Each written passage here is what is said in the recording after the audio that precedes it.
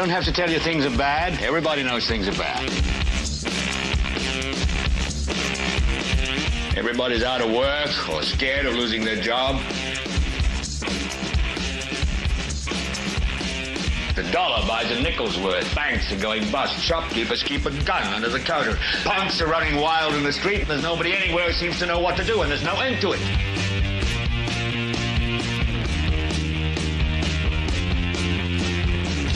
The air is unfit to breathe, and our food is unfit to eat. And we sit watching our TVs while some local newscaster tells us that today we had 15 homicides and 63 violent crimes, as if that's the way it's supposed to be. We know things are bad, worse than bad. It's like everything everywhere is going crazy, so we don't go out anymore.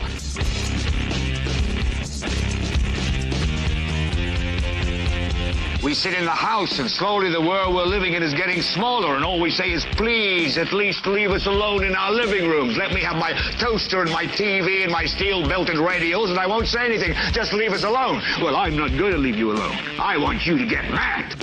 I don't want you to protest. I don't want you to riot. I don't want you to write to your congressman, because I wouldn't know what to tell you to write. I don't know what to do about the depression and the inflation and the Russians and the crime in the street. All I know is that first, you've got to get mad. You've got to say, I'm a human being. God damn it. My life has value. So, I want you to get up now. I want all of you to get up out of your chairs. I want you to get up right now and go to the window, open it, and stick your head out and yell, I'm as mad as hell, and I'm not going to take this anymore. Hello there, ladies and gentlemen. Good evening. It is Thursday, January 8th, 2026. That's a couple times in a row now I've got it right without screwing it up. That's really good. That's right, the year 2026, ladies and gentlemen. And this is supposed to be a good year, so all of you freaks out there doing all the weirdness that's getting everybody riled up, just quit doing it so we can continue to have a peaceful and calm and nice, loving year. It's on you. It's on all of you. What do you mean no video? Get out of here. What do you mean no video? Go out and come back in, Alva. Go out and come back in. There's definitely video. I've got it up on through. Let me go to my official YouTube. Let me see here. Oh, I got video, Alva. You go out and come back in. It's just you. It's just you. Kate's getting up and down. She's looking at it. She's working hardcore. She's going to town. I don't know what's going on. Looks like it's just you. Are you back? Is it good? I mean, I can't go on unless Alva can see. Hey, as long as you can hear, that's what matters. This is like in the old-fashioned times. So, let's see. Let's see. Okay, we're good. All right. We're all good. Okay, well. Okay, so first of all, I wanted to say sorry about last night. First and foremost, I've been like my entire family has been sick for like going on nearly a month and a half now, and we just it kind of like keeps hanging on and keeps circling through us. So that was part of it. But number two, there were a couple things I was tied up and I was dealing with a couple things. So as I told you, when we came back Sunday night, back for the year, I told you that there's a big change coming. There's a big surprise, kind of a big news rather, that's on the horizon, and there might be times between last night and tonight and the big surprise sometime in February where we might have to lay a night off here or there, but don't freak out. Everything's going well, and we are heading towards total greatness. And definitely, once the surprise is here, we will be up and running, and everything will be good to go. So just a little heads up. And keep in mind, as we get closer, there's going to be things that I'm going to need your help with, and I'll keep you posted with that, and we'll kind of do some fun things. So it's going to be fun. It's really going to be, it's going to be good. It's going to be good for everybody. And you don't have to guess it now. I'd rather you not. But coming up, we'll maybe do some things where we try to see if you guys can take a guess on what. It seems like Stumblefoot's already guessing, and hey, you never know. It's a good likelihood. So okay, ladies and gentlemen,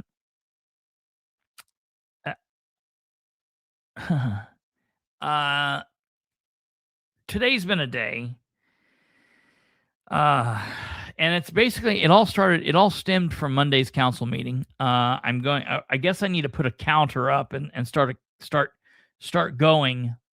What does it pay? About 20 cents more than what you all currently get paid. So there is 20 cents times. No, wait, how do you do that? What is it when you time something? Is it by zero? It's still zero? I'm trying to figure out. I'm not a math whiz. Kate will have to figure it out. It's whatever it is, it works it out to where it's still basically nothing. So, but I knew Alva would be in. I knew he would be in. So okay. Hey, let's get on with the show. Smash that like button, do all that stuff if you would. All the YouTube stuff, do it.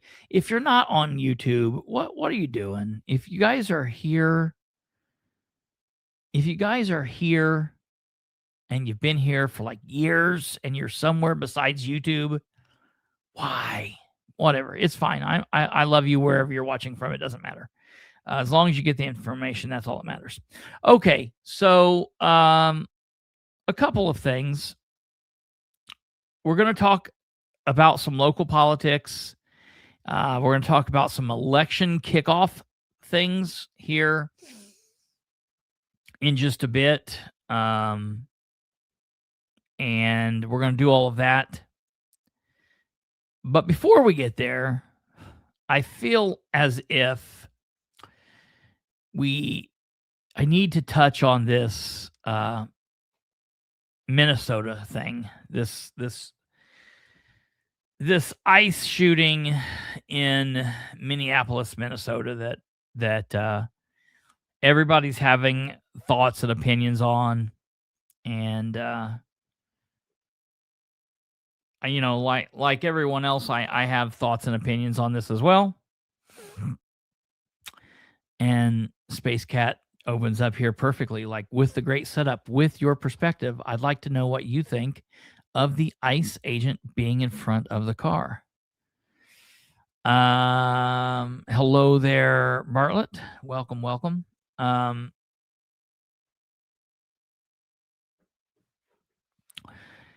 Well, yeah. Space Cat, that's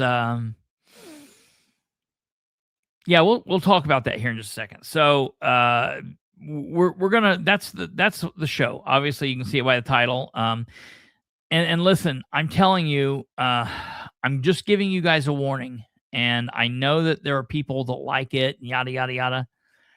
I am really over. I about created a New Year's resolution that said, again, no more thumbnails. I almost went back to it, and it might be something that when the surprise kicks in and we do the surprise, maybe I might go away from it. I'm telling you guys, I'm still spending too much time and too much hassle on trying to come up with a few little words to cover everything that I'm going to talk about. And when I look around at the majority of other commentary programs and whatnot, it's just, it goes by the episode and whatever. So just don't hate on me. You're going to still get the same great stuff. You just might not get the thumbnail because it's a pain in the ass, just FYI. Okay, so we're going to talk about the Minneapolis, Minnesota shooting, and I want it to come from the place of you guys understanding. I have been a former police officer. I have taken stops classes. I've helped put on and train stops classes. And what I'm referring to that, because this was not a traffic stop, but similar. It's similar to a traffic stop. When you pull a car over, and the car stops and the police car pulls in behind it, and then you get out and an officer or officers approach the car, there's certain ways to do this. And like, so for example, kind of like what Space Cat said, there are times when the officer approaching the car that they've stopped will want to approach from the passenger side instead of the driver's side. When they do this, you're taught as an officer, and we train officers to not walk between the police car and the suspect car and the subject's car, the person you pulled over.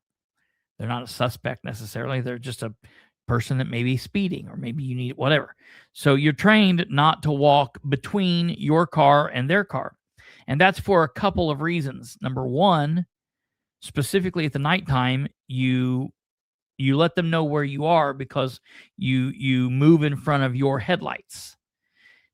Number two, it would give them, if they are bad guys and they have ill intent, it would give them a perfect opportunity to put it in reverse and bash into you, pinning you between your car. So you're trained, if you're going to go to the passenger side, that you get out and you walk behind your car and then come up on the passenger side. That's a thing. You're also trained to do everything that you possibly can to not be in front of their vehicle when they're in the driver's seat. Okay. And again, that's so they don't have the opportunity to run you over. That being said, and I want to put this in everyone's brain.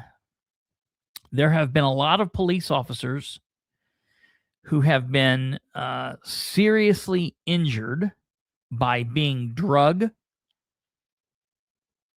by a subject's vehicle just by being on the side of the vehicle. And people might say, well, wait a minute, how does that happen? Well, maybe, and that's another thing that you're taught when you're dealing with a subject. And again, we're talking about a traffic stop, and that's not at all what happened here. Okay. I'm just kind of giving you some basics here. When you're reaching to get the information from the subject, like their driver's license and whatnot, you're not supposed to reach into the car. You're supposed to reach outside the car and let them reach the stuff out, because when you go inside the car, then they can grab onto you and drag you. And that's happened before. Or for example, there have been times where they've been trying to get a subject to come out of the car. I've done this. And you reach in and you unlock the door. Well, when you do that, that could be very, very, very dangerous. And so that stuff happens. And anybody, I don't care if you're a Republican or you're Democrat or you're conservative or you're progressive, anybody in their right mind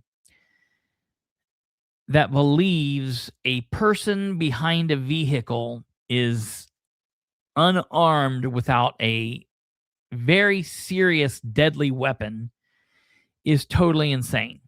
Okay?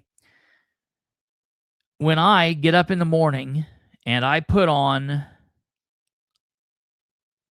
my bang bang and I put it in my concealed carry holster and I put it in my pants and walk out the door, there are people who say, woo, he's got a serious deadly weapon on him and look out. And that's very true. I would be stupid if I didn't say that. I absolutely think that. I know that. I also am trained in how to use the weapon. I am no longer in law enforcement. However, I am an American citizen. I have a God-given right to bear arms, and I do. And I'm trained in doing that, and I feel as if I am safe. You may or may not agree, but I give you my word, and I promise you this, that weapon on my hip can never, ever, ever, ever hurt you unless you are doing something that puts my life in danger or the life of someone directly in and around me or in front of me. That's the only way that weapon is ever going to somehow possibly hurt you. So that being said, I am aware that I do have a deadly weapon. When I get in my car, I now am in control of 2 deadly weapons. I'm in control of my gun, and I'm in control of the car. And I'm aware that at any point, I could aim that car at another vehicle and crash it.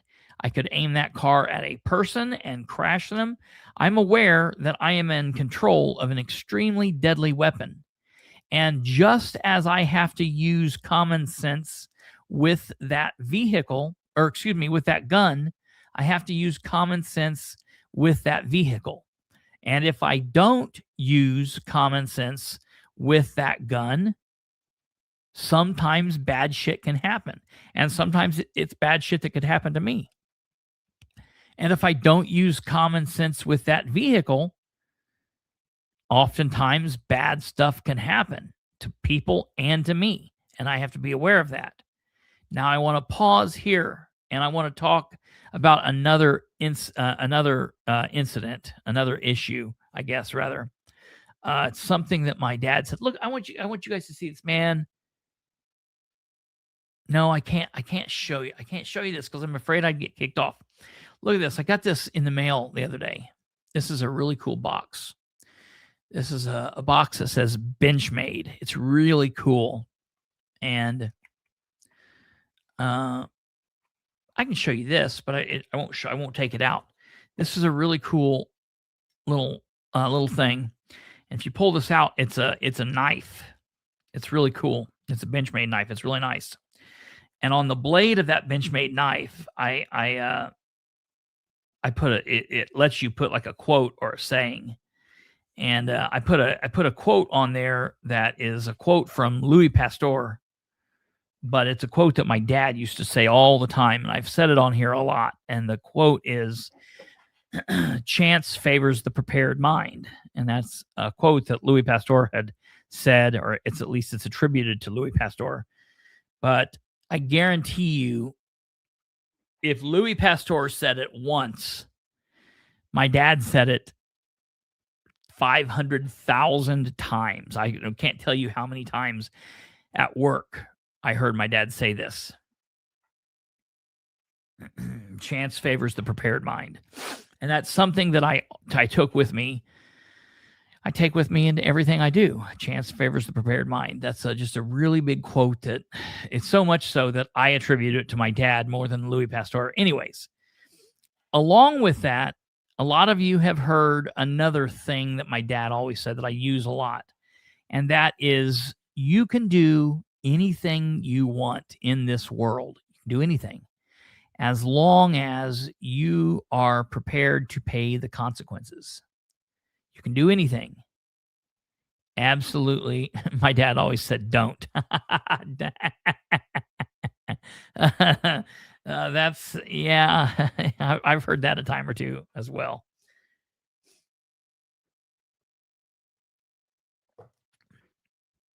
Okay, so I just want people to understand that, and that's where I'm coming from when we talk about this. And before we kick back into the big police topic and the topic of, is it good, is it bad, is it wrong, what's happening? I want everybody to understand that because of what I do, not really this, but because the other aspect of this, which is going to meetings and interacting with elected officials. Hell, I just said it on Monday. I put myself in a position where, because of what I do and because of my actions, I put myself in a position where I am aware that I could go to a council meeting, and instead of leaving the council meeting and driving home, I could need to call someone to pick me up from the Delaware County Jail or the Madison County Jail or the Henry County Jail or the Randolph County Jail or any kind of county jail that I could possibly be at, because I'm aware that sometimes at meetings, the occasion may come where I might need to engage in a little bit of political theatrics.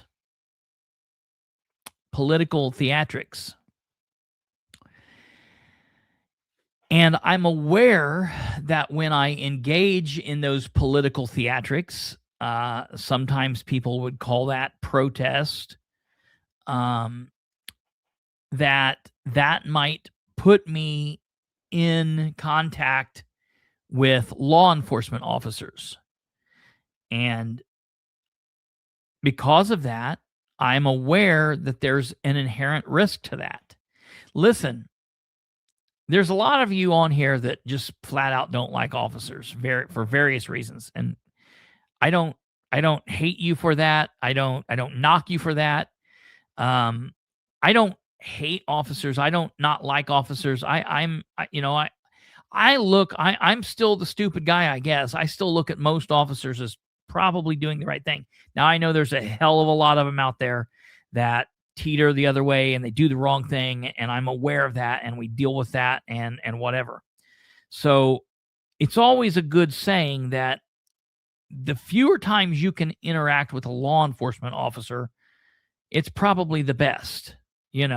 Like, listen, just be, look, me with my understanding of police officers, I don't want to it's never a good day when the officer's standing at your doorstep. It's never a good day when an officer and you are standing there talking, when it's not more than saying, oh, hey, how's it going? And passing them on by. It's, you never know. Okay. And so I'm aware that Sproles, look at my deal with Sproles. So I'm aware that when I'm up there at the podium and I have an elected official telling me, yes, Brad, that's it. I appreciate that. That's very well. I'll tell you, there's nothing worse in the world. And this is caution to all the people out there. There's nothing worse in the world than being a couple officers sitting around at McDonald's or a Subway or at Thai Smile, and you're sitting in there and you're eating and you're laughing and you're having a good time. You're on lunch. You're a little down, but you're still being observant. And there are some kids and a family a couple tables away, and the kids are kind of acting up. And the mom says, hey, you see those officers over there? If you don't start straightening up, they're going to come over here and they're going to get you. They're going to put you in jail. Anytime I ever heard that, I always would make it a point to walk up to those kids and pat them on the head or say, hey, how's it going? We're here to help. You need to pay attention and mind your parents. But we're not scary, and we're not going to put you in jail. I would, and some people might say, well, that's, you're cutting in and parenting where the children was, and I would say, no. The police are here to help you. That kids need to know that, not be taught to be fearing police from a young age. There's already enough of that stuff out there. So just FYI. So no, I appreciate that. But I think it's also, good to be cautious. If you ask a police officer, and if the police officer is really being true, if you've got a grouping of police officers sitting around talking, and someone brings up the question of what do you do when a police officer comes up and asks you a question or says, hey, I need you to come down to the station, the first thing that a group of cops will say is, I say, hell no. I don't say a thing to that cop. I tell him I'm going to get an attorney and tell him to go flip sand. Because cops know that when they get you in the box and when they're questioning you, shit can sometimes go wrong. Okay? So that's why when you see like what happened in Madison County a couple years ago, when I was standing up and standing my ground with the council president, Ben Gale, and then the sheriff, the worthless sheriff in Madison County, and he sent 2 armed thugs. He sent 2 deputies to get me. I did not resist. I passively, I guess it's passive resistance. However, in Indiana, you cannot be arrested for passive resistance if on that crime alone. Okay, I hadn't committed a crime, and so what I was telling them is, I'm not resisting, but I'm not going with you. Like if they wanted to carry me out the door or physically push me out the door, tumble me, roll me, carry me, whatever, they were more than welcome to do that. But I was not going with them because I had not committed a crime and I was standing my ground. And they eventually did force me out the door. But, and we went back and forth and had words and da-da-da-da. The thing I always tell people is if you're in a situation like I am, like I do from time to time, you have to be prepared that it might wind you up being fingerprinted and getting a mugshot and on the other side of the glass. Now, then you can fight that in court and you can deal with what happens at a later date. But fighting it at that moment makes no damn sense because, ladies and gentlemen, you're not going to win. If that officer said, you need to come with me, and he grabbed my wrist and started to push, and I yanked away, now I'm resisting that guy. Now I'm resisting. See what Luru's saying. Resist narrative equals. Yes, sadly, the driver found out the hard way. If not for ice, snow on the road, the tires, the vehicle spun before moving, the officer would be hit. Yeah, we're going to look at a couple of different.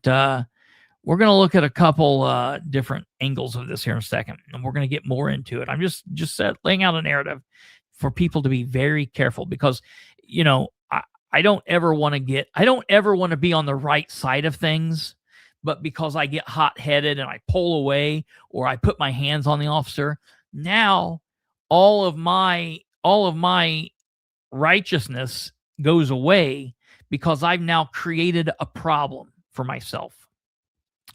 So now let's talk about what's going on here in Minnesota. There is some sort of a law enforcement occurrence. We've got ICE officials. I'll be honest, I don't know if there were other either state law enforcement or local law enforcement. Yeah, right, Stumblefoot. That's never a good thing. I don't know if there were state or local law enforcement mixed in, but there's definitely a law enforcement presence. And from what we're hearing, this driver, Renee Nicole Good, 37 years old, wanted to go down and observe. And yes, absolutely, Jackie. Wanted to go down and observe and apparently wanted to try and, block what they were doing, which, listen, this is, to me, is not about whether you agree with what ICE is doing or disagree with what ICE is doing. People have a right to protest. You have a right to protest your elected public servants. You have a right to protest your public servants with a badge. And there is a time and a place and a way to do it. And you can protest 24 hours a day, 365 days a year, whichever way you want to do it. Okay, you can do it, but there's a way that you do it, and I think that there is a way that you don't do it, or there's a way that you do it in which you guarantee that you go home, and there's a way that you do it which might put that into question, but you're allowed to do that if you're willing to pay the consequences. If you're willing to pay the consequences. Now, before, again, we look at the deal in Minnesota, okay, before we look at that, I want to first go back and look at an incident that occurred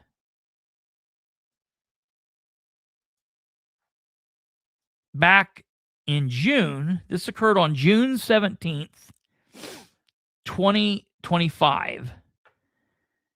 And this is hey, can you take that top banner down for a second? Thank you. Sorry. I just want to play this real quick here, and that was kind of in the way. So I want to look at this, and I don't know everything that's going on here, but what I can tell you is the ICE officer that shot Renee Good in this recent incident was involved in this situation. He was involved in this situation. Now, this is a deal where you're going to have to take my word for it and the word of other media and people, because we're only seeing this. It looks like maybe, I don't know if this is from a Ring doorbell or from, it looks like maybe a Ring doorbell, maybe someone's cell phone, and we're only getting one angle of this. But I want to play this. I'm sure you've seen this already, but we're gonna look at this. We're going to look at this here, and if you haven't seen this, I'm going to play it, and then we'll get into what happened. Okay. Wednesday was dragged when.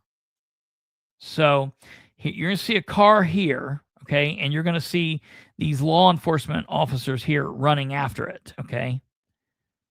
ICE agent who opened fire on Renee Nicole Good had been dragged, hospitalized by illegal driver.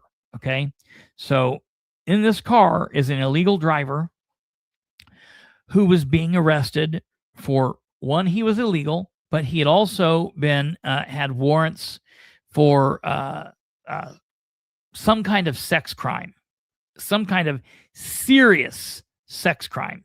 Okay, and while this car is driving down the road, what you have to understand is there is an officer being drugged along with him. Okay.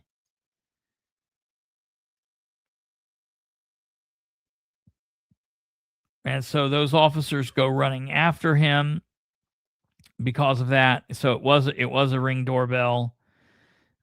Here was the gentleman that they were going after. Okay, and here's a body camera of shot. So this gentleman here was being drugged by the car. This is the officer here, and this was a situation where the gentleman was not. This is the cop. Yes, this is the cop that shot the girl. This happened back in June. This guy was they had a legal warrant for this gentleman. This guy had committed some heinous crimes, and they were attempting at getting him out. And this dude did exactly what I was talking to you about earlier. They smashed out the back window. They didn't smash out his window as not to hurt and cut him. They smashed out his back window. They reached in to grab to unlock the door, and this guy was drugged. And as a result of being drugged, he received several. I think someone said 33 different stitches, and he was hurt. He wasn't killed, obviously. It wasn't a life-altering injury. It wasn't something that he couldn't work. But that shakes you up when you're a police officer and you're shot in the line of duty. It makes you a little, quote unquote, gun shy. Okay.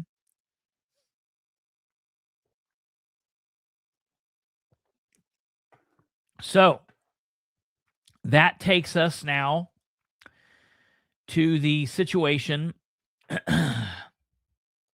that occurred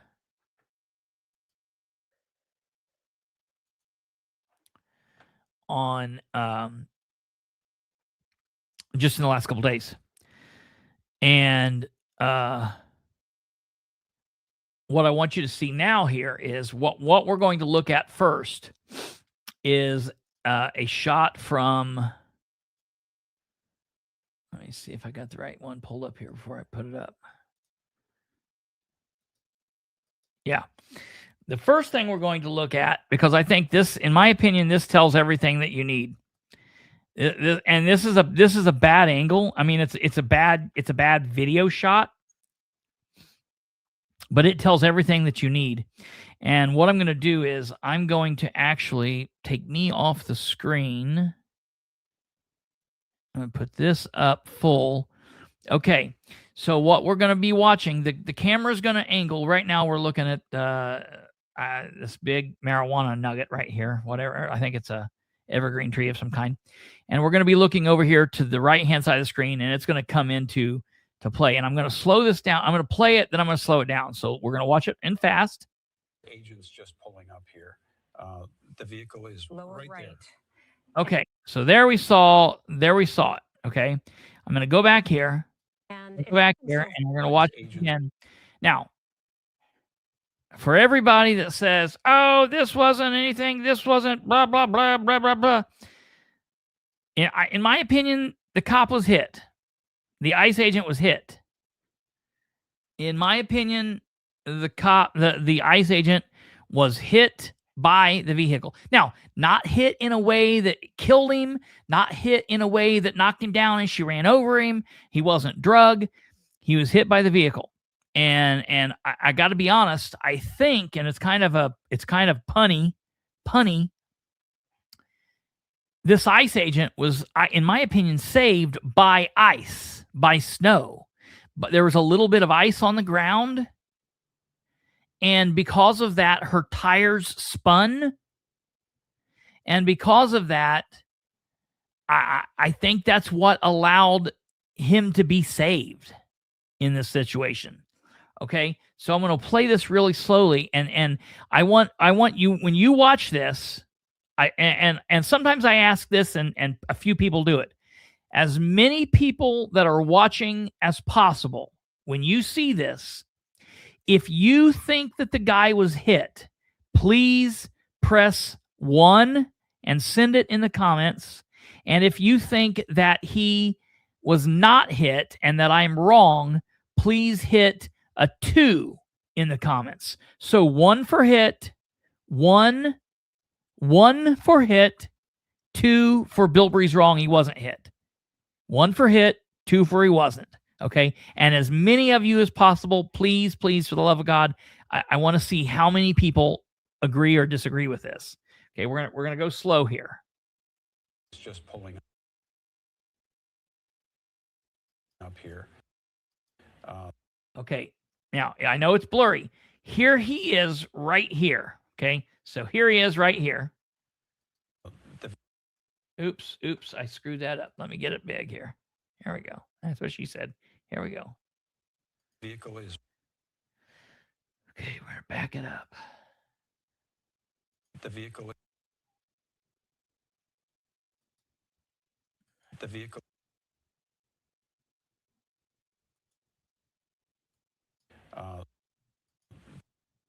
The vehicle. Right there. Right there is where I think the contact happened, and he does a little bit more back step and gets to the other side of the vehicle.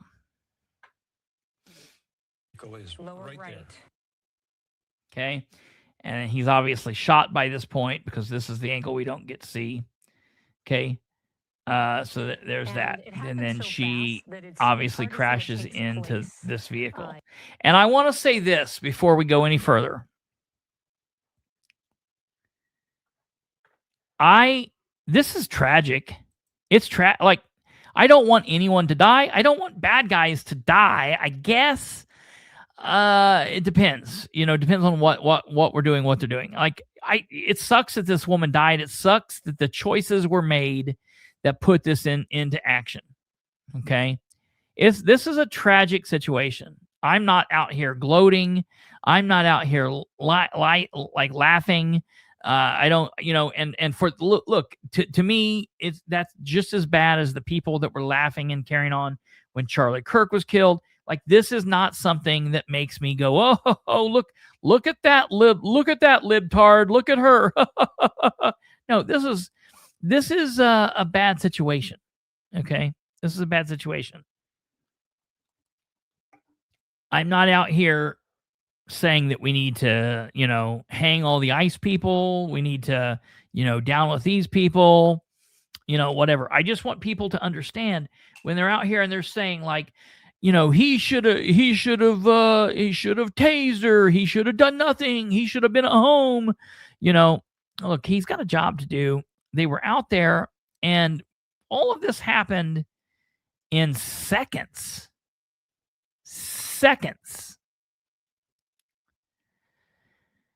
And if you ask me if I feel that he was justified in pulling the trigger, and now let's also talk about that. He didn't unload his magazine. He didn't just blow her until tomorrow. He did, in my opinion, an appropriate response to what he thought was happening. And I'm telling you, I absolutely believe that, sadly, she put herself in a position where this man felt he had no other choice than to do what he did. I won't say who, because he didn't say I could say or whatever, but I was talking to someone and it made a really good point that if you look back to January 6th, I know that's a big triggering thing, but if you remember, what was her name? Ashley Babbitt? Was her name Ashley Babbitt? Ashley Babbitt was a woman who didn't have a gun in her hand. She wasn't behind a vehicle. Yet a law enforcement officer shot her in the face through a glass, very, very similar to this officer shooting this woman through glass. But, she didn't have a deadly weapon. And we hear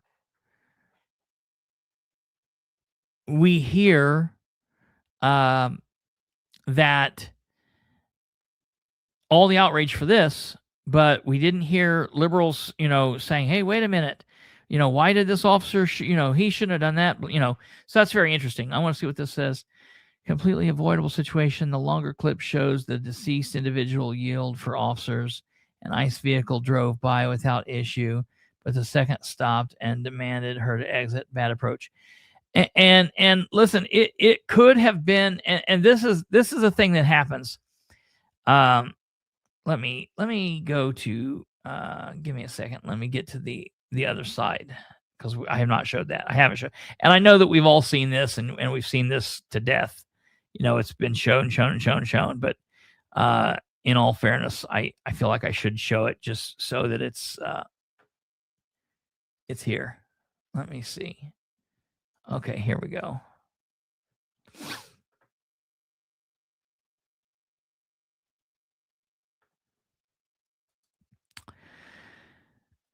And Glenda, that's a very good possibility. She could have had a panic attack. And I would say, if you're someone who is, I would again, like my dad said, you got to be willing to pay the consequence.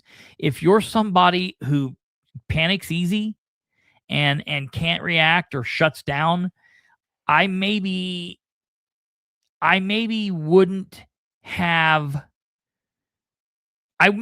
put myself in these situations. If I panicked easily, and I'm going to tell you right now, I don't like my hands behind my back. I don't like not being able to move. I am very claustrophobic.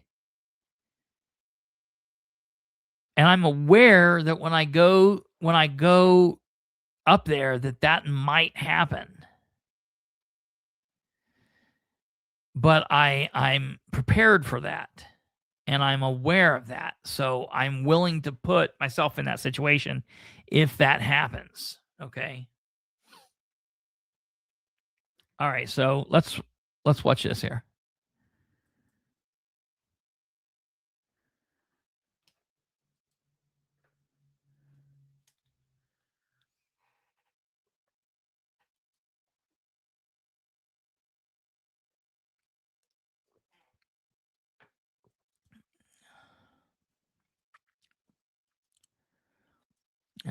It almost happened so fast I can't even get it. Okay. So right here we are. She's moving, and everybody's out here saying, the wheels are turned this way. Let me tell you something. Just like the time it takes to pull the trigger, you can turn the wheel in a matter of seconds. Okay. Yeah. You can hear. I've heard the audio.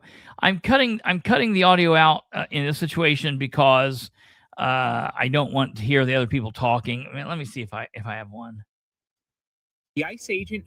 Without that. Kate, is there any way that you can look and see if you can find one of those with just the audio? Is that possible? Do you think what the driver was doing constitute domestic act of terrorism? I don't, and see, I don't know if that's I don't know what the claim is. I think that the claim is, from my opinion, I don't believe what she's doing was domestic terrorism. No, and I think we've got to be very careful with that word. I want to be very careful to not ever put that word on protesting. You're allowed to protest. But there might come a time during that protest that the police say, you're now interfering, obstructing, disorderly, and whether or not that's bullshit, the thing is, you're arrested, you bail out of jail,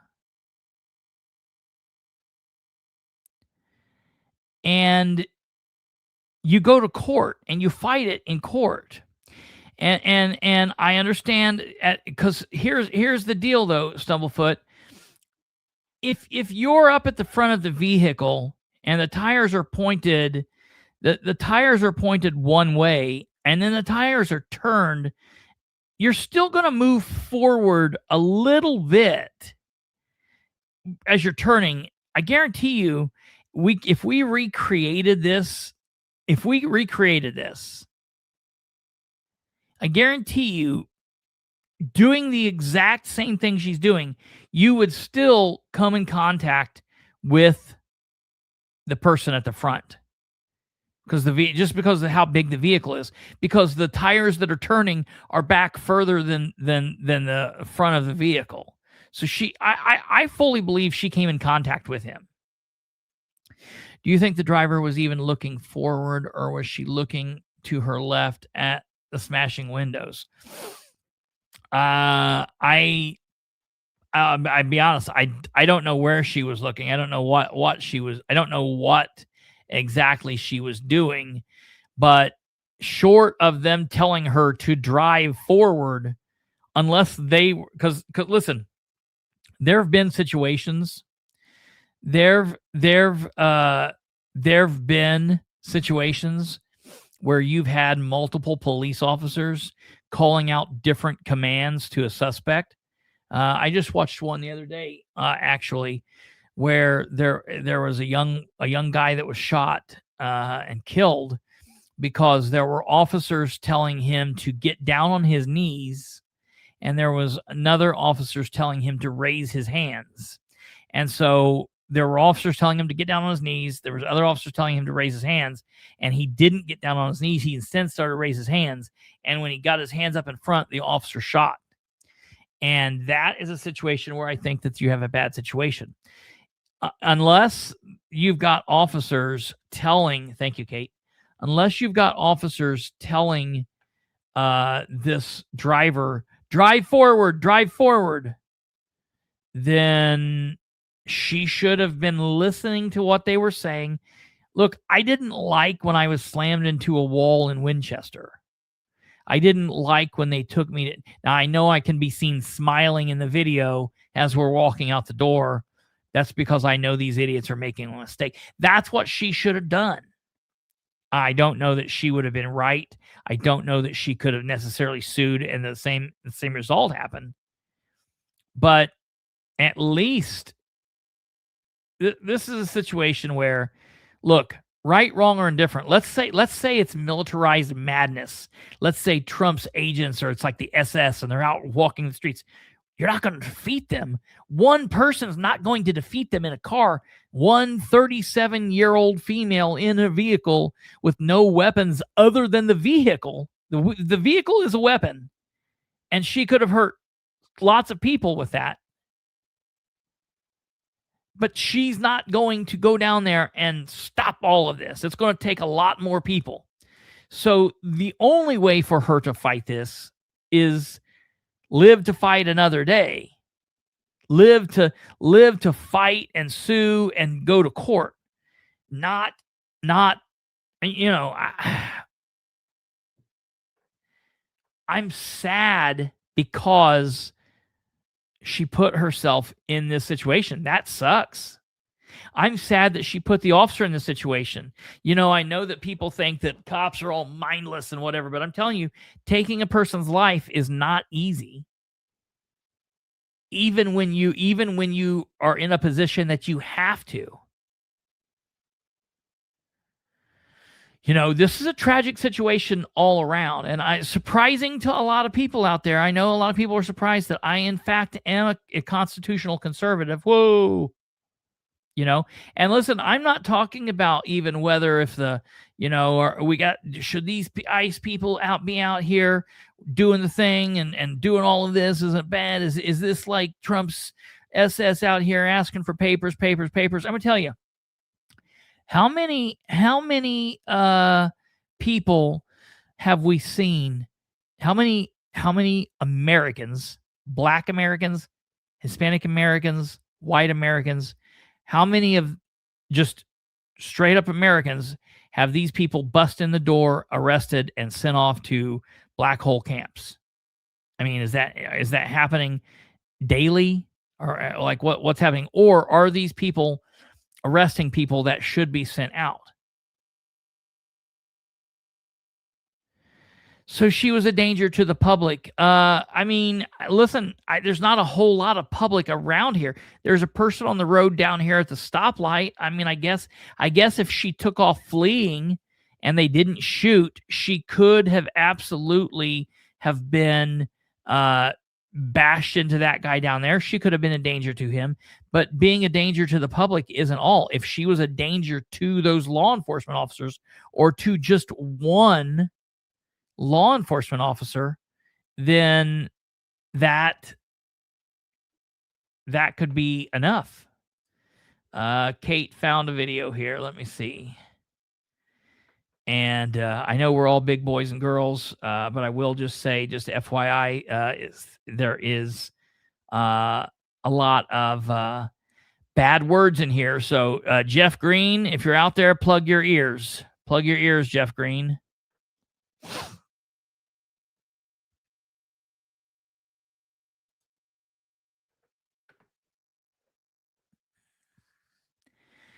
These stupid people that film up and down.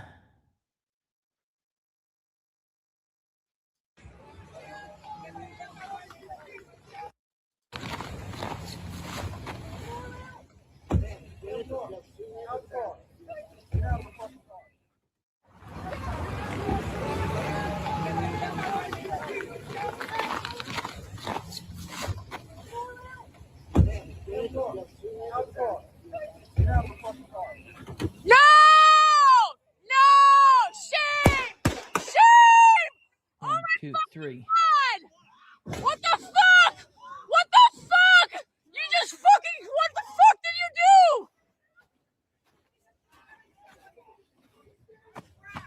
You are fucking criminals! You're fucking criminals! What the fuck? What the fuck? What the actual fuck? You are fucking insane!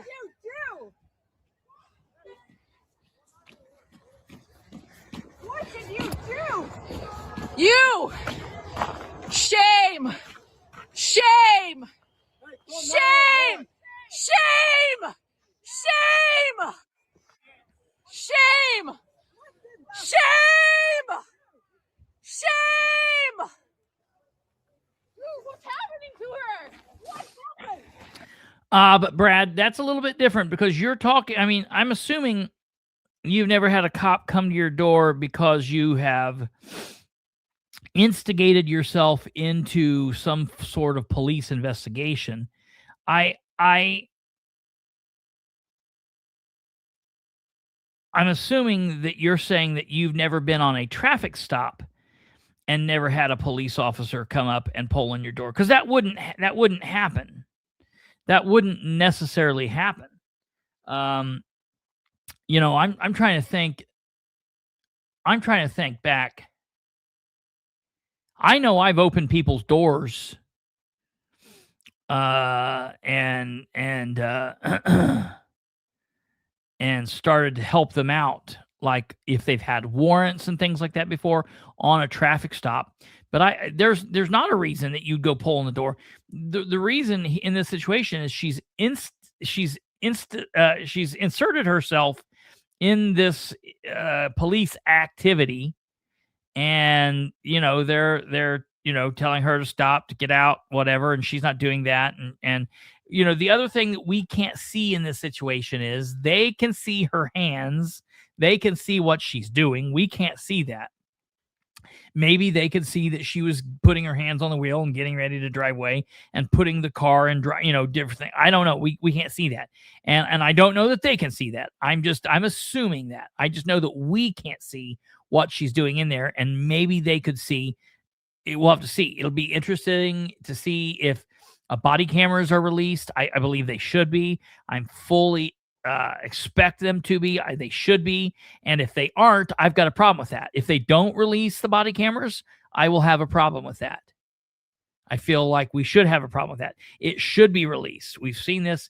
The other thing is, do we know? And listen, I'm going to be honest. I started paying attention to this. I watched this right when it first happened, and then I started looking into it this afternoon. Is this the wife? I saw someone say this. I don't know if this is the wife or not. Is this let me see if I can find that up here on the old computer. Let me see here. Who is Renee Nicole Good's wife? Okay, no. That's not what it looks like. Hold on here. Because the video says the video is courtesy of Caitlin Collinson, and the wife is Rebecca Good. So let me ask this. Was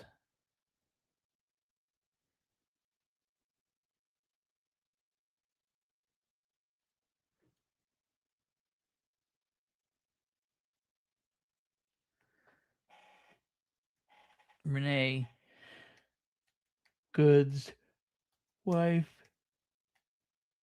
videoing the shooting?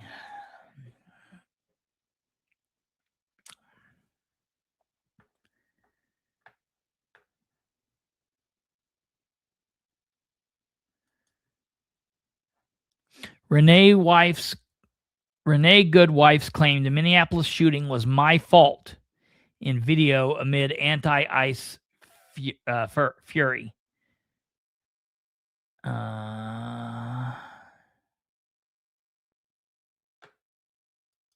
Let's see here.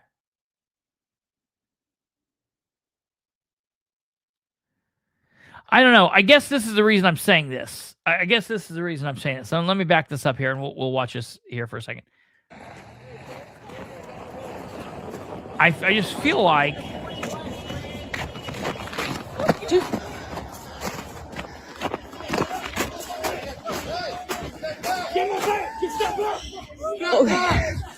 Dude, you shot her. I'm trying to help. No. you're not trying to help video. That's the thing. Look, I get it. I'm somebody that will go someplace and video and whatever.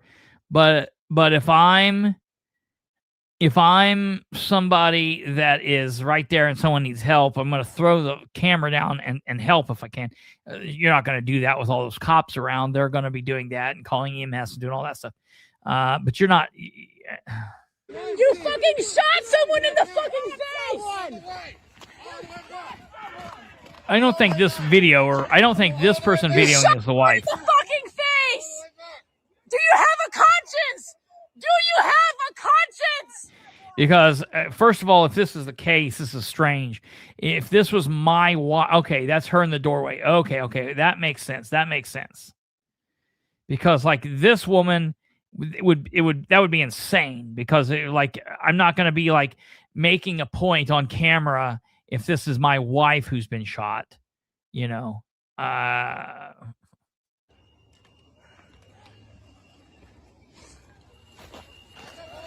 let the murderer leave!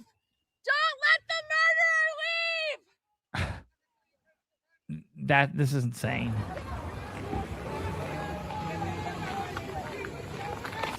Okay, so I'm just going to say, before we move on to the local and state stuff, this is it is a tragedy all around. My thoughts and prayers are for the family members of the woman that's dead. Thoughts and prayers go out definitely to the officer and to his family, who will clearly be getting death threats, and their lives are, at least for the near future, changed dramatically because of this. And just a caution, look, I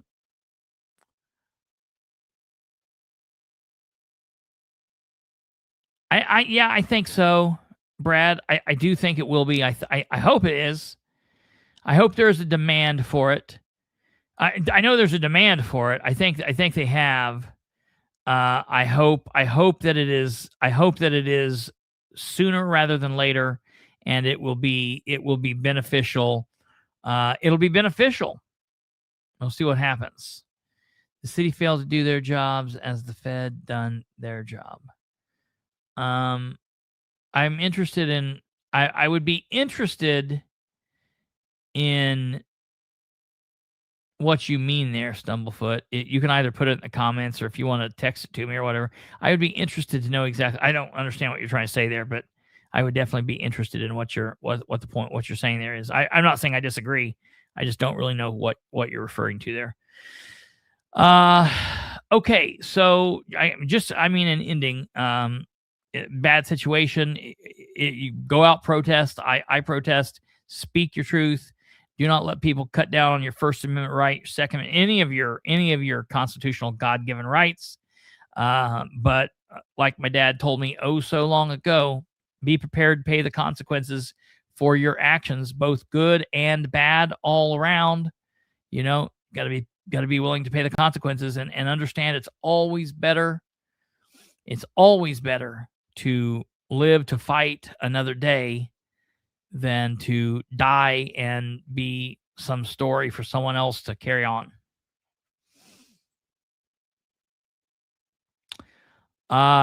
No, she had engaged herself in whatever the thing is, what we see happening a lot, and this is something that's happened to pedestrians, a new form of protest for people.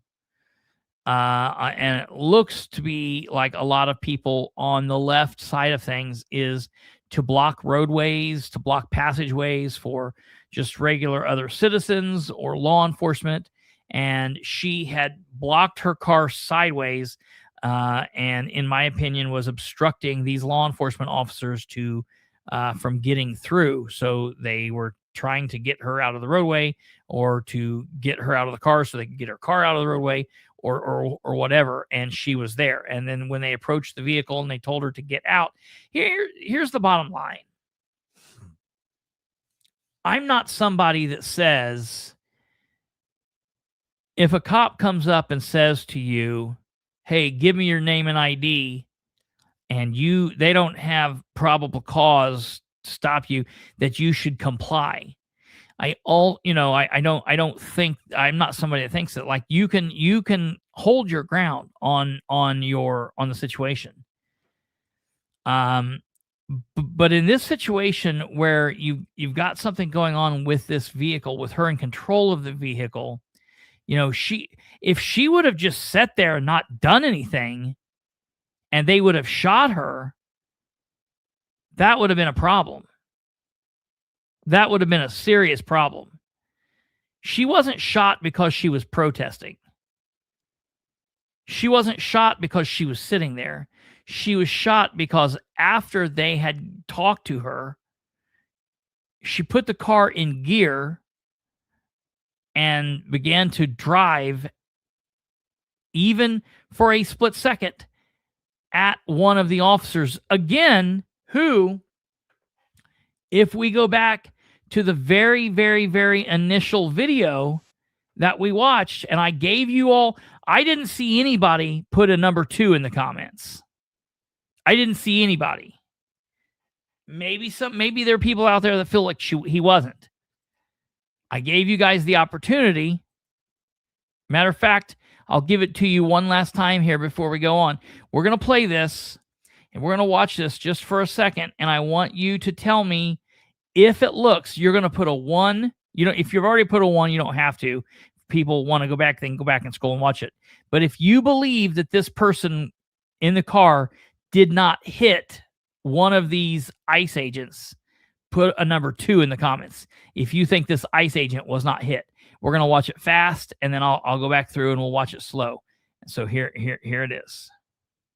Belongs to the woman who was killed today. And as Randy said, there were 3 agents in particular surrounding the car. And vehicle is here. The vehicle is lower here. The vehicle is lower right. She hit him. He bent forward and had to put his hands on the car to kind of push off. I mean, you can see it as clear as day. And if you're having a hard time seeing it from my feed, go to your own YouTube or Google and type in Fox, woman dead after ICE-involved shooting, Fox 9 Minneapolis. Type in those. You can't see that. Or, yeah, you can up at the top. I can't see it because the thing's in the way. You can see it. He was absolutely hit. She hit him. It sucks. Just pulling up here. The vehicle is lower right. Dude, that's crazy. It's almost easier to see it fast than it is slowed down. Pulling up here. The vehicle is lower right. there. And it happened so fast. So that's that. All right. Moving on. That's enough. We've devoted an hour to that. It is what it is. We'll see. We'll follow along. They need to put out the body cameras as soon as possible, and I will be enraged if they don't. So hopefully we will get that. All right, ladies and gentlemen, it is Thursday evening, Thursday, January 8th, which means, ladies and gentlemen, the Indiana 2026 election season is upon us. And let me tell you, we have people everywhere coming out of the woodwork, file. A lot of these people are people who have been running for office for the last 8 months, the last year, in some cases. All of the Delaware County judge candidates, I haven't seen Amanda Dunnick. Everybody except Amanda. Let me see. I don't want to misspeak. Maybe she did. I don't know if she did or not. I know that she's having a kickoff on, I think she said the 10th. She's having a kickoff on the 10th. So you might check that out. But I don't know. I'm not seeing anywhere on here if she's not posted a picture if she did. But Zach Craig filed. Ben Freeman filed.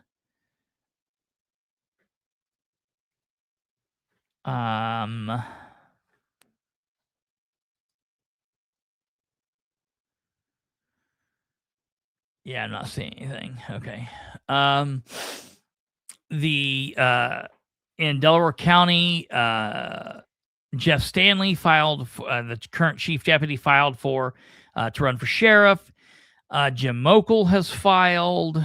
The lady running for assessor has filed, and I'm going to tell you, she has had like the entire office with her filing for assessor. So that's interesting. It's going to be interesting to see what happens in this Delaware County assessor's race, because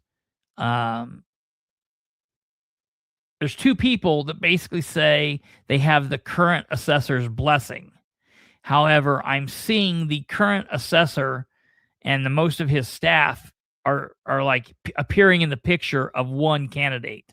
So that's very interesting to see what's happening there. And I don't know. Speaking of assessor, oh yeah, so Adam Kovault, the other candidate, he's filed. Sherry, oh yeah, okay. So take a look at this. This is what I was going to show you. So in this picture here, we've got Sherry Chafin filed. Here she is filing with Rick, and here she is with half the office. That's here she is with the current assessor. Okay.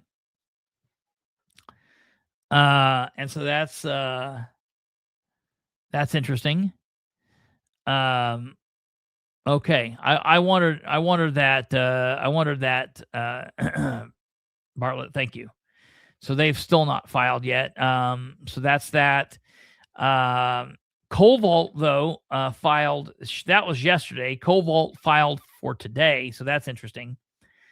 Speaking of assessor and then also treasurer, surveyor, and all of that, I did email Elizabeth Roway, and I placed a call into her office.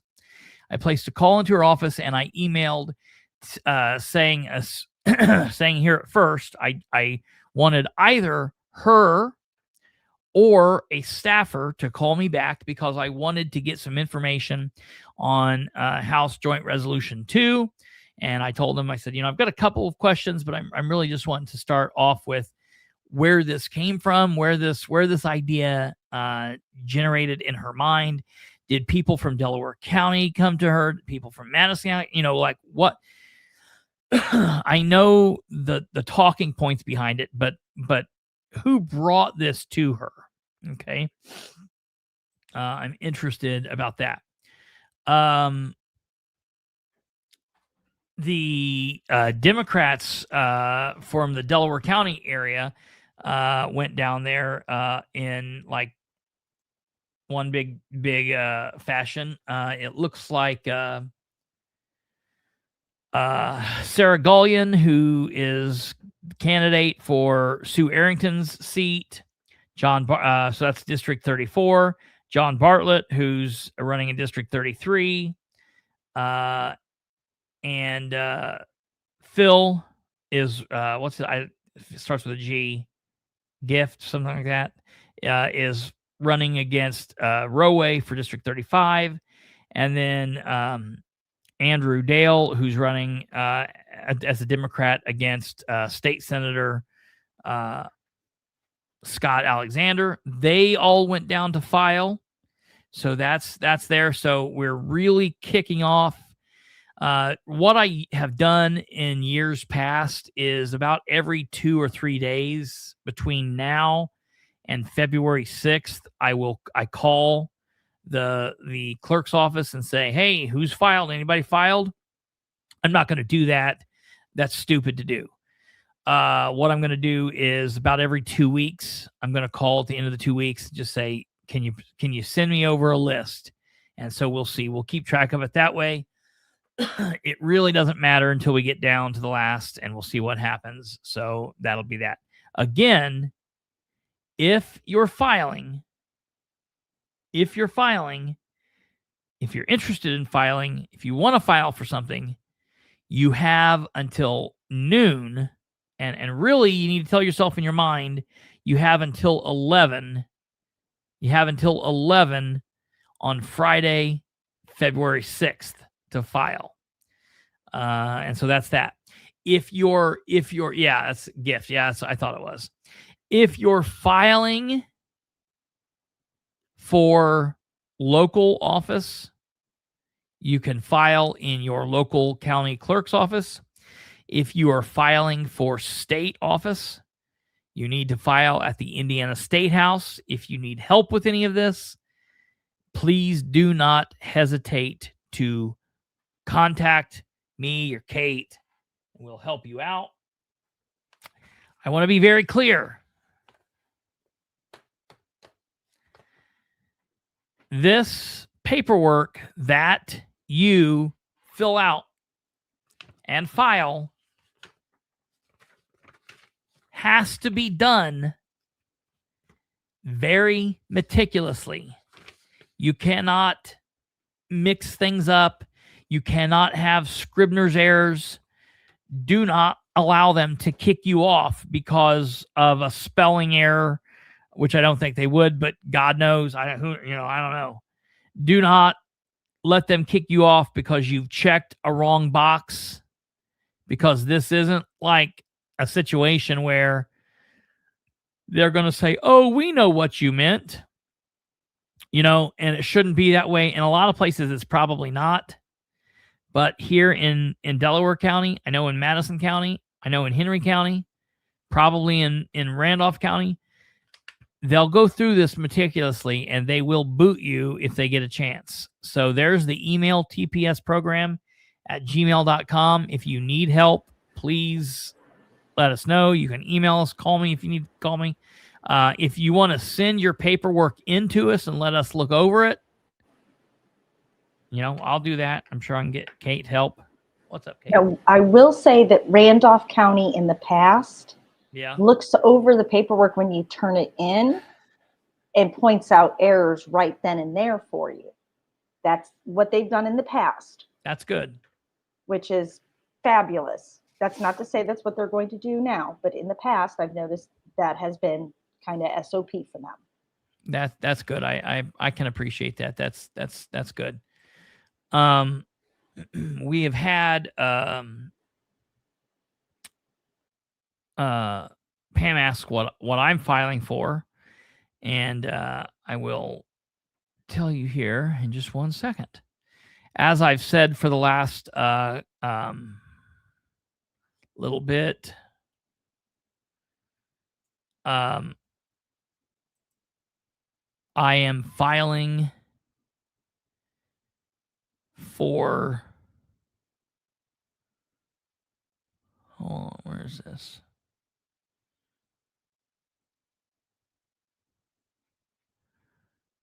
Where? I know I'm trying to find. All right, we'll try to look it up this way.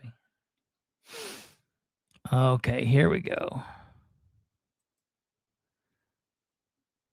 Here's how I'll show you.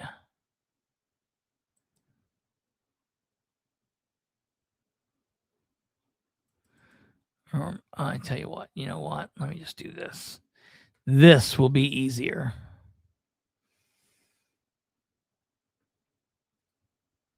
Let me do it like this.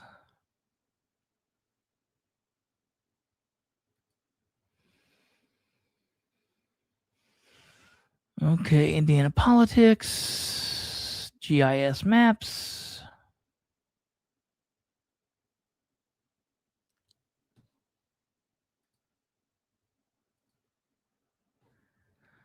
That was about bad. I about screwed way up.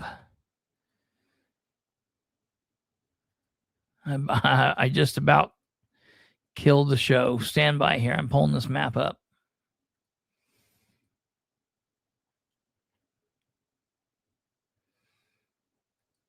Okay.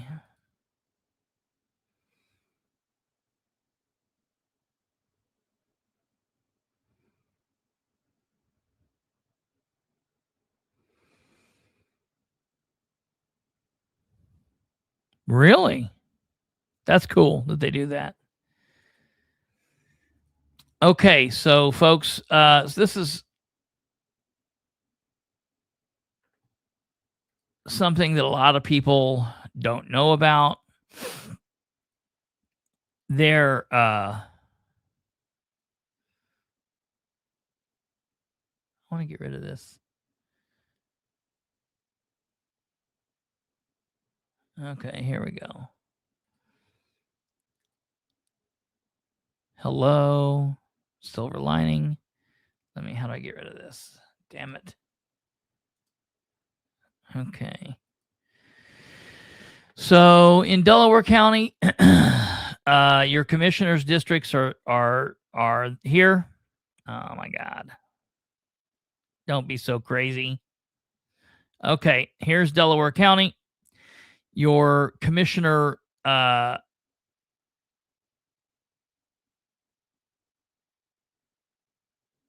wait a minute.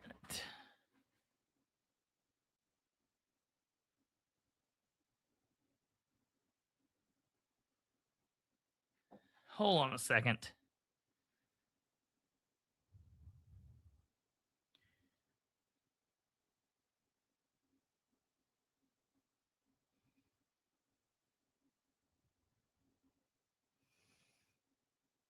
Damn it. You know what? This is why it's good to check. I thought I was someplace that I'm not. So that sucks, but it is what it is. We'll have to deal with it. I am not in Commissioner District 1. I am in Commissioner District 3. I was looking at my map back here, and it appears I'm getting a little colorblind in my old age. I don't know if you can see that map behind me. I don't think you can very well, but there's a map behind me right here, and the section that I'm in is blue. It looks blue to me. There's a pink section and a blue section and a green section. And then when I look down at the key says District 1, 2, and 3. And the key, to me, it says District 1 looks blue.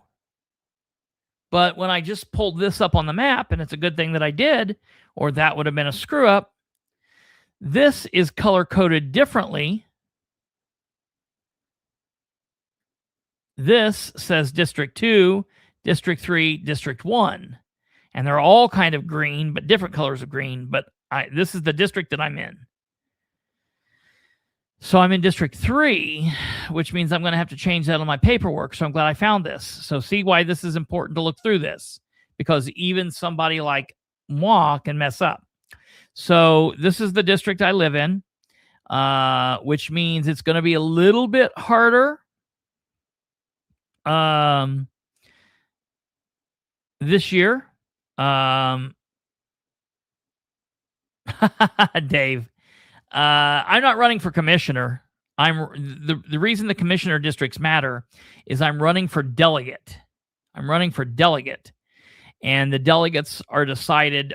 The delegates districts are decided by the commissioners' districts. Now, a lot of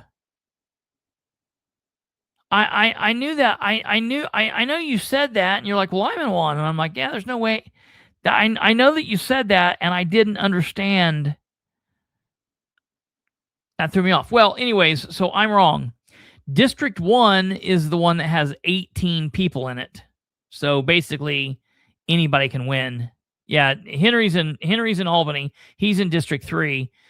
He's the only commissioner that's up. He's running against currently on the Republican, or he's not right now. He's not running, although he says he's not running every election and then sneaks in at the end. So we're going to have to wait and see. Right now, the only person running for commissioner in District 3 is Matt Kantz, and I've not heard of a Democrat. I don't know what's happening there. So I don't know if there will be any Republican challengers or if there will be any Democrat candidates. I don't know. But so the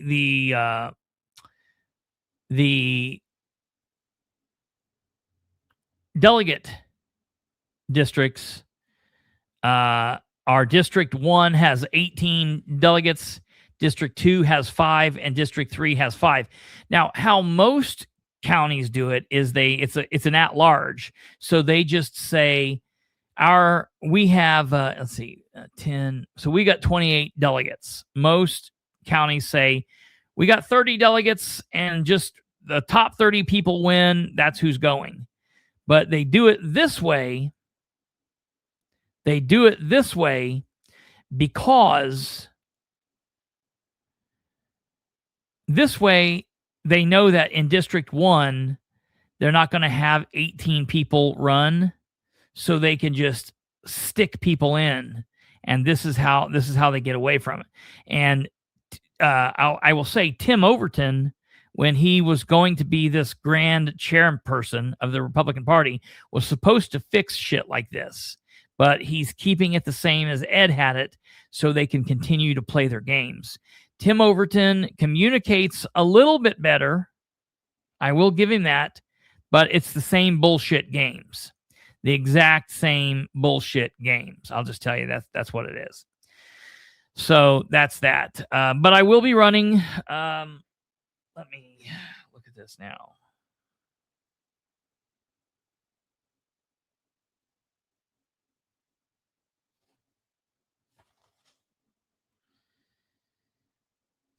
District 3.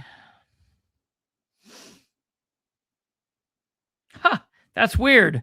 Well, apparently I'm just an idiot all around, because on my paperwork I wrote District 3, but then I put the paperwork to the side, and in looking at this, dude, I really am going colorblind.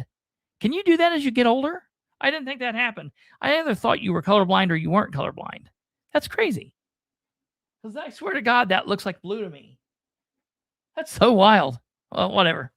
Well, I've got it right on my paperwork, but it looks like it's going to be a fight, and we'll see. So I really need you people out there, if you're in Commissioner District 3, to really help me. We have to send me to the convention, because they would hate it.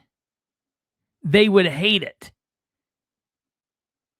Like when I was one of 18, I was like, I'm definitely going. But one of 5, man, they don't want that. What would really be cool if I was got first place? That would be awesome. But we'll see what happens. One of 5, it's going to be tough. Everybody's asking me if I can do Madison. Well, not everybody. I think I've seen 2 people ask me if I could do Madison County. I don't think that I can, because I can't do it on that, because let me see if I can do it. That's on Delaware County's GIS. I don't know. Madison. Let me see if I can do Madison County GIS. Maybe I can. I don't know. GIS. Let's see if their GIS is the same. One would think it should be. I'm off screen here real quick. Let me see. Ooh. Okay, I understand. I'm not trying to put Come on here, damn it. All right. It looks like I'm going to be able to do it. Yeah.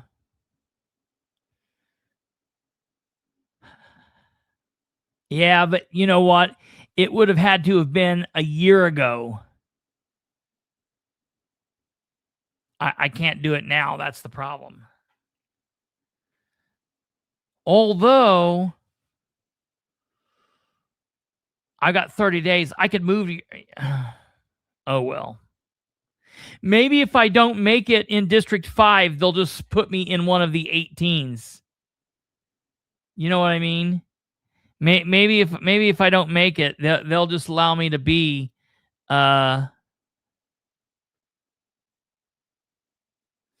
maybe they'll let me do it. I don't know. We'll see. Okay. Well, this dumbass Madison County page doesn't appear to be working for me because I keep clicking OK, but it's not doing anything. So we'll have to try it. I'll try it in the next couple of days and see. We'll get this up here before the election goes, but it's not. See, I'll show you what's happening. It's giving me this, and then I click OK, and it's not.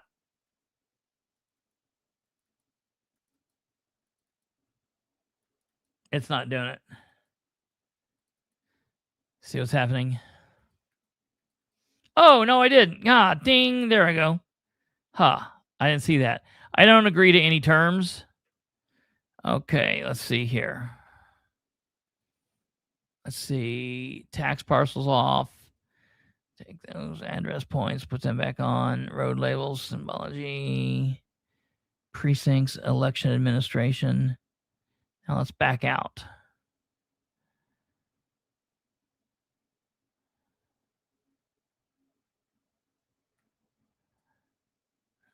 Okay, what the hell? Come on, don't do that.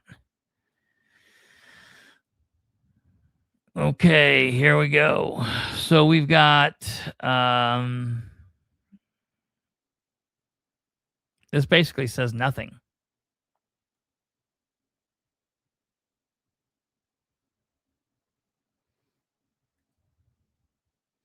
Local council districts, take that out. So commissioner districts there's what we want, commissioner districts. So there you go. There's your Madison County local commissioner districts.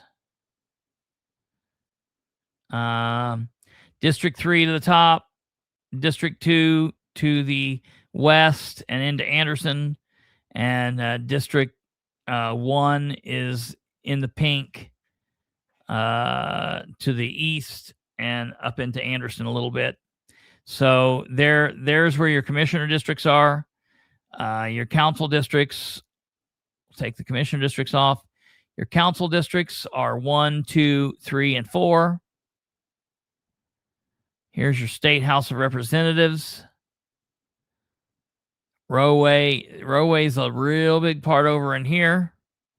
You got District 36, District 53, District 88, District 31. So that's what you got there. So there you go, folks. That's Madison County. Basically, wherever you live, you should hopefully be able to do this just by going to your county GIS, and it should be able to do that. I don't know how many spots are you talking about delegates? Delegates, I don't know. Your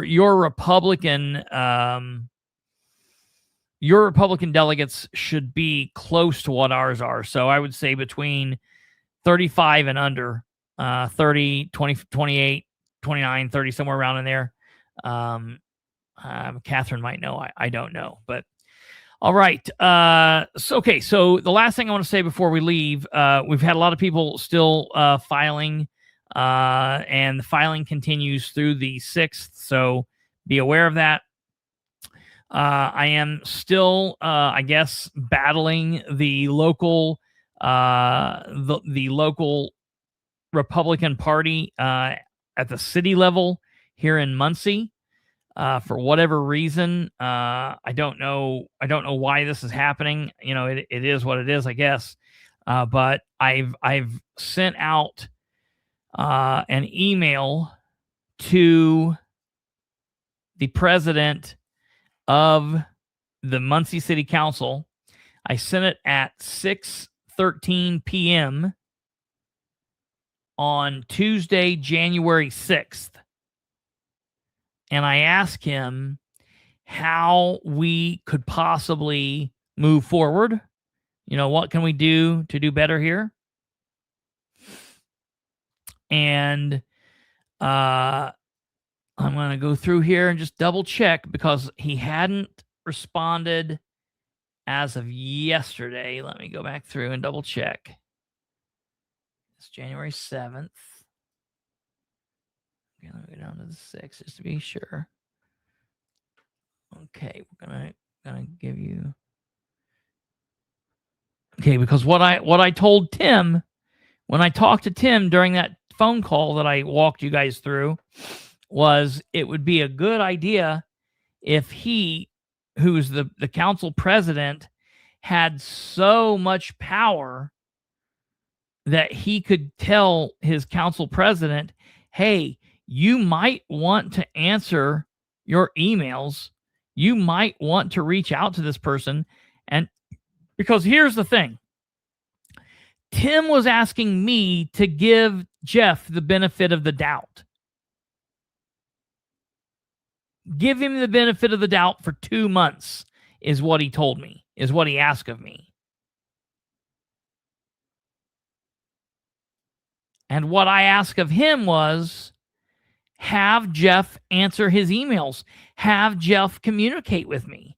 If he wants me to see Jeff in a new light, to give him the benefit and to work with him and to see that he's really trying to make changes for the betterment, if he's wanting me to do that, isn't there something? Is there no give on their side of things? Do they not have, I mean, is it not something where I can ask for them to do any part of what their job entails? Tim never really responded. And then when I pushed it at the end of the call, he laughed. He laughed at me. He like when I said that, he laughed. And so, okay, no, as of 10:40 p.m. today, Thursday, January 8th, Jeff Green, Muncie City Council President, Republican District 1, has failed to answer my email. So, you know, so much for the benefit, okay? So we're still at war with that. And I got to thinking that a lot of this has to do with these trans politicians, Jerry Dishman, who is a trans Republican, and Brandon Garrett, who is a trans Republican. And so I wanted to give them the benefit of the doubt. I wanted to give them all the benefit of the doubt. So I made a post, and I wanted the world to be able to see this, and I think we should all be proud of these people. Everything currently happening with the Muncie City Council is due to 3 brave men. 2 trans politicians, Jerry Dishman, a trans Republican, and Brandon Garrett. It makes me cry just thinking about it. Brandon Garrett, a trans Republican, and Tim Overton, the brave Delaware County Republican preacher, chairman, who is all-inclusive and welcoming of these strong men. Due to Dishman and Garrett's transition from Democrats to Republicans, the 3 other Republicans on the city council finally hold power, thank God. And boy, howdy, the Republicans appear to be making the very least of the powerful position they now find themselves in.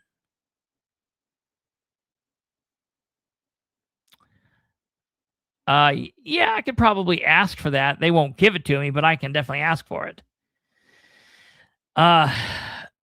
Thanks to these 3 brave men, trans Republicans Jerry Dishman, Brandon Garrett, and the GOP chairman who accepted them with open arms, you know, thank you. And then I posted pictures of these brave men. And then as I knew would happen. Yeah, Kate, that was your, like, transgender, the broader spectrum name, the broader name is trans politician, but then, you know, they went from being Democrats to Republicans. So them personally, they are trans Republicans. They used to be Democrats. They're now Republicans. Jerry Dishman is trans. And I like that these, you know, it fits them. And I had a lot of people that were very receptive to this and posting. But then as I knew would happen, Brandon Garrett got on here to defend himself and to talk shit to me. Oh, no, I'm sorry. Not Brandon. His sister wife did. I'm so sorry. His sister wife, Brittany Garrett, got on here to say, why don't you people running your mouth run for office if you're so much better than someone? Especially your pathetic ass, Christopher Bilbrey. You sure think you know all and see all in a town that you don't even live in. There it is. And wants nothing to do with you. I used to feel sorry for you, but all the shit you bring on yourself, buddy. And I said, Brittany Garrett, you're laughable, girl. Grow up. Your brother husband is a public servant. If he and his family can't handle the questions and criticisms, then maybe he needs to resign.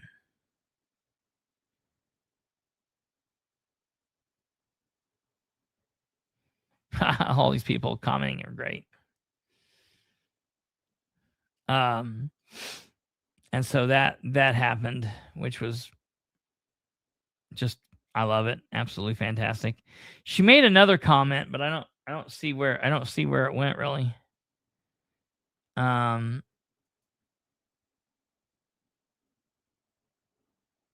don't know where her other comment went because it was really good. Did she remove it? That's what I hate about these dirty deleters. Because it was real crazy, I think. I think she may have removed it. Dirty deleter. Yep, damn it, she did. She dirty deleted it.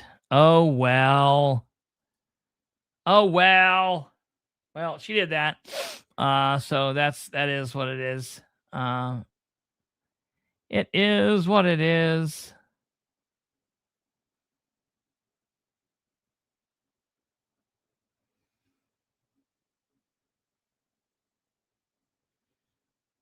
And what's crazy to me is oh,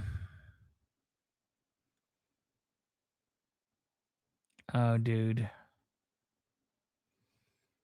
If anybody wants to see some liberals on Meltdown, go and look at my post about Ethan. I didn't even say it. Ethan Hatcher said it. Ethan Hatcher said, I don't know who needs to hear this, but it's incredibly easy to not get shot by federal officers if you don't block traffic, you obey lawful orders, and you don't drive your vehicle towards officers surrounding your vehicle. It's not complicated. And all I wrote was bing, bing, bing, bing, bing, bing, bing. We've got a winner. And let me tell you, there was some serious liberal meltdown. I can't even, Jesus. Like, I love surprising people, you know, like, hey, just because I don't like a lot of the same people you currently don't like doesn't mean I think like you. It just, Jesus. Doc Watson, you know, I was just talking to my grandparents about this the other day. Tweety Bird, I miss Tweety Bird. I'm going to send her a message. Not the same message I sent to Karen, not a message saying come back, but just a message saying, do you still think people deserve to die because of their opinions? See, Tweety Bird used to be able to handle it. Now, she was insane, clearly insane. but she was able to stick around. And then Charlie Kirk went and got himself shot because of his words. And she thought that was okay. And she thought me thinking that that's not okay was a bridge too far for her. So she left and she never came back. Yeah, she's not missed. There's enough of you liberals on here that I like and I can respect. I respect. Even some of you crazy ones, I respect. I'm crazy, so look, I get it. I get it. I don't feel offended. But Tweety Bird just thinking that people deserve to, like, because look, I don't want to be shot and killed for my thoughts. And I'm sure there's people out there that would like to. But so Tweety Bird left. We didn't ask her to leave. She bowed out one night and never came back. So sucks to your Asmar, Tweety. All right, ladies and gentlemen, we are going to roll out of here. You all have a good night. I know that we weren't here, and I feel like I should probably owe you guys another show this week, but I'm just going to try to recoup. We'll be back Sunday, and we're going to do it. And I'm telling you, I know we've been missing, and it's been the holidays, and things have been all cattywampered here for a while, but there is something crazy coming on the horizon, and it's going to be good, and you guys are going to love it. And I hope it's going to be really, really good. I think it's going to be positive for the channel, and we'll see what happens. So I think we're going to even bring some new content to the channel maybe. So I'll let you guys know, but keep that in mind. We've only got a couple more weeks till some crazy shit starts happening. So start thinking about what you think it could be, and maybe next week I'll start getting you guys into the mix on coming up with some things. So, all right, you guys take care. God bless. Good evening. Have a good weekend. If you want to follow what's going on, stay connected via Facebook and Twitter, and we will see you back here Sunday night. Goodbye.